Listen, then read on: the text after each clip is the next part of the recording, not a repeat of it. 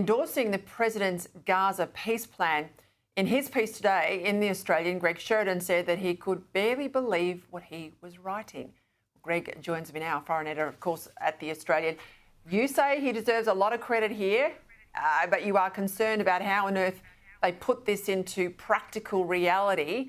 Explain your thinking, Greg. Well, Peter, great to be with you. I'm just back from a little break.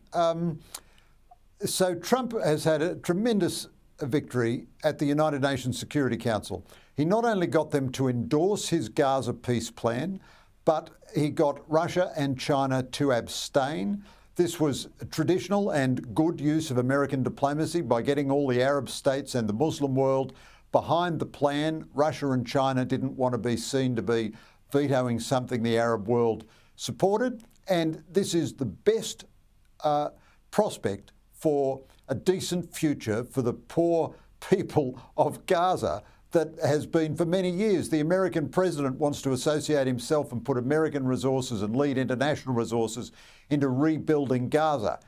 But the big but is Hamas is controlling the territory where Israel is not present.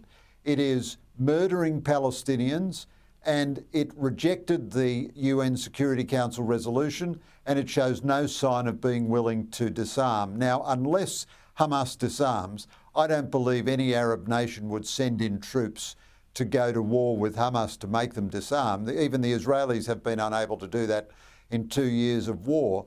So I do think that, unless there's a tremendous change of heart in Hamas, perhaps brought about by pressure by their Arab backers under pressure from Trump, but that doesn't seem that likely at the moment. Therefore, it possibly won't be implemented. But we're still much better off than we were a couple of months ago when full-scale war was raging. You're not wrong. Well, maybe what we need is all those protesters to get back onto university campuses and march through our city streets, calling on Gaza now, calling on Hamas to do the right thing. That'll turn the tide, surely. Well, plainly, this makes it absolutely clear that Hamas is the enemy of the Palestinian people. The Palestinian people are sick to death of this terrible conflict. They've got a chance now for peace, for billions of dollars of reconstruction aid. And indeed, the peace plan even says there'll be a pathway to a Palestinian state. That's controversial, but it's in the peace plan that Trump endorses. And the only thing stopping it from happening is Hamas. So you're absolutely right, Peter. I'll be delighted to see not only the demonstrators, but also our own government come out and apply some of the energy they've applied to criticising Israel now to criticising Hamas for preventing this deal from going forward. And I tell you what, I hope some of that reconstruction money has got billions there to fill those tunnels up with concrete so that we never see the like of them again. Hey, talk to me about this whole Epstein file saga. I mean, I've followed it, as we both have, all the way through the campaign and beyond. The president really wanted the files out. Then he got there and he's sort of gone a bit weak on the files, pushed obviously now through the Congress, past both houses, past the Senate, overwhelmingly. It'll go to the AG. She will decide whether or not it, the quality of the documents released, how transparently we might find out what's in these files. Of course, she's got a number of days to redact material and names.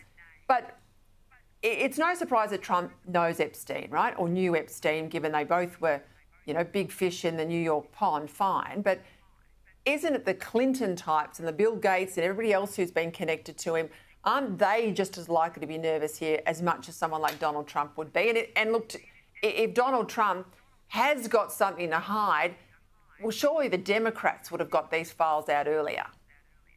Yeah, I think that's all right, Peter. I think that's all true. And who would have thought Larry Summers? Honestly, who would have thought Larry Summers? There might yet be more stuff there about the non-performance artist formerly known as Prince Andrew. I do think this, at one level, this is a populist stunt.